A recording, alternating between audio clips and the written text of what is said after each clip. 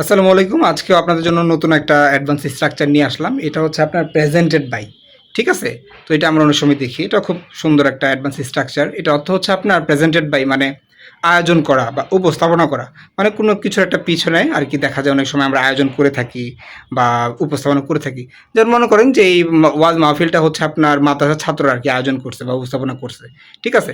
তো প্রথমে আমি আপনাদের স্ট্রাকচার বানাই দিই। প্রথমে হচ্ছে আপনার যে কোনো সাবজেক্ট নিবেন, সাবজেক্ট দেওয়ার পর হচ্ছে হেল্পিং ভার্ব, তারপর হচ্ছে প্রেজেন্টেড বাই, তারপর হচ্ছে আপনার ওই অবজেক্টটা দিয়ে দিবেন, নাউন ওয়ার্ডটা দিয়ে দিবেন। ঠিক আছে? তো চলুন আমি কয়েকটা উদাহরণ শিখিয়ে দিই। যেমন এই প্রোগ্রামটা হচ্ছে আপনার এবিসি ব্যাংক উপস্থাপন করছে বা আয়োজন করছে।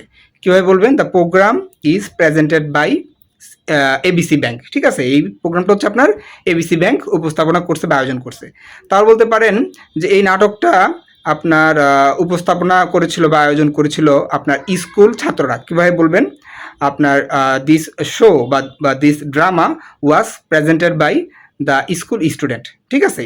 তারপর আপনারা বলতে পারেন যে এই অ্যাওয়ার্ড শোটা আপনার উপস্থাপনা করছে বা আয়োজন করছে একজন বিখ্যাত অভিনেতা। কীভাবে বলবেন? The award show is presented by a famous actor. এভাবে করে বলতে পারেন। তারপর বন্ধুরা বলতে পারেন যে এই প্রোগ্রামটা আয়োজন করেছিল সিটি ব্যাংক।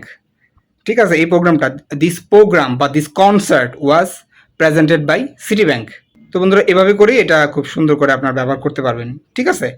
তো আমি অলরেডি আপনাদের প্রেজেন্টেড বাই দিয়ে দিলাম, পাওয়ার্ড বাই দিয়ে দিলাম, স্পন্সর্ড বাই দিয়ে দিলাম। ঠিক আছে? তারপরে যদি আরও কোনো কিছু থাকে আমি পরবর্তীতে আবার নতুন একটা স্ট্রাকচার নিয়ে আসবো।